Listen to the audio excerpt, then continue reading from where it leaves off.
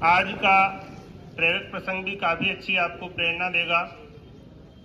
एक बार एक राजा अपने मंत्रियों के प्रति उसका विश्वास थोड़ा सा कम होता जा रहा था। उसको लगा कि मंत्री परिषद है, अपनी मंत्रिमंडल है, वो मंत्री ठीक से काम नहीं कर पा रहे हैं। तो उसने उनकी एक परीक्षा लेने की सोची। उनने अपने मंत्रिमंडल में से 3 मंत्रियों को बुलाया और बुला करके 3 थैले दिए उनको और बोला कि आप बाग में जाइए और वहां से अच्छे अच्छे फल लाइए। जब तीनों मंत्री बाग में जाते हैं तो पहले मंत्री ने बहुत अच्छे अच्छे फल कलेक्ट किए, थैले में भरे, अच्छे अच्छे पके।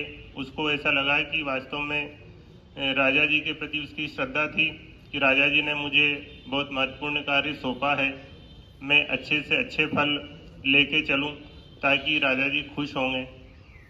उसने बहुत अच्छे अच्छे फल लिए। दूसरे मंत्री ने सोचा कि ये कौन सा एक्स्ट्रा काम दे दिया राजा जी ने मुझे, इतना अच्छा मेरा काम था, सब में अपनी मंत्री परिषद या अपने कार्य को अच्छी तरह कर रहा था, फिर ये एडिशनल काम कौन सा सौंप दिया मुझे।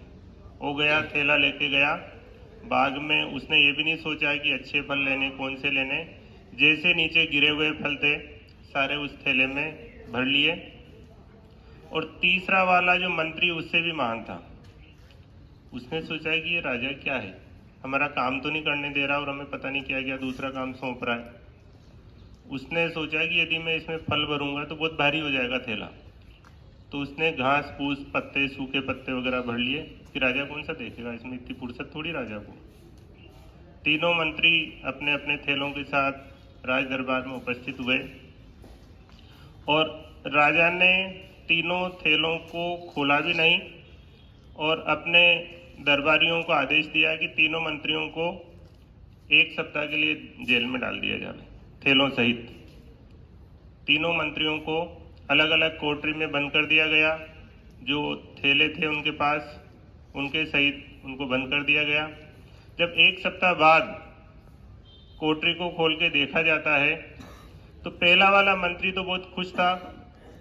उसने अपने जो 7 दिन थे फल खा के गुजार लिए, बहुत प्रसन्न मुद्रा में था। दूसरा वाला मंत्री था, उसके पास चूंकि अच्छे फल थे नहीं, सड़े गले फल थे। उसने सड़े गले फल खा के 7 दिन जब निकाले तो बीमार हो चुका था। तीसरा जो मंत्री था उसके पास खाने को तो कुछ भी नहीं था, तो 7 दिन बाद उसको देखा कि मृत अवस्था में पाया गया हो। तो बच्चों, सेम ऐसा कैसे अपनी लाइफ के साथ होता है। ये आपका जो टाइम है बाग में आने का, मान लीजिए आप जैसा कलेक्ट करेंगे, जो टीचर आपको आदेश दे, जो आपको होमवर्क दे, यदि आप ईमानदारी से टीचर के प्रति श्रद्धा रखते हुए करेंगे कि टीचर कह रहे हैं, वास्तव में उनका अनुभव इतने सालों का है, वो अपने परीक्षा के लिए, अपनी लाइफ के लिए बहुत अच्छा बता रहे हैं, तो जो बच्चे उनके पद चिन्हों पे या जो उनको कहे अनुसार चलेंगे, परीक्षा की तैयारी करेंगे, वो पहले मंत्री की तरह लाइफ टाइम खुश रहेंगे, सुख रहेंगे और अपने समाज को भी खुश रखेंगे। और दूसरे टाइप के वो बच्चे होते हैं, काम दिया आधा किया, आधा नहीं किया, बेवकूफ बना दिया। करते ना बच्चे, पहला पेज कर दिया, बीच का काम छोड़ दिया और लास्ट का कर लिया। उन्होंने सोचा कि सर क्यों सा एक एक शब्द पढ़ेंगे, लेकिन बच्चों तो आपके लिए घातक है, इसलिए वैसा काम नहीं करें। और तीसरा काम, कुछ बच्चे होते हैं स्कूल ही नहीं आते, पलायन कर जाते, काम ही नहीं करके लाते हैं। तो ये आपके ऊपर डिपेंड करता है कि अपने को लाइफ अपनी कैसी बनानी है। ये सिलेक्शन ऑफ चॉइस है आपकी। यदि सिलेक्शन ऑफ चॉइस आपकी अच्छी रहेगी तो आपकी लाइफ बिल्कुल स्वर्ग के समान रहेगी।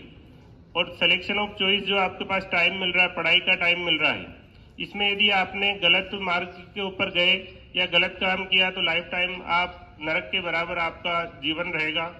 तो अब आपको सिलेक्शन करना है कि अपना जीवन स्वर्ग के बराबर रखना है या नरक के बराबर रखना है। धन्यवाद।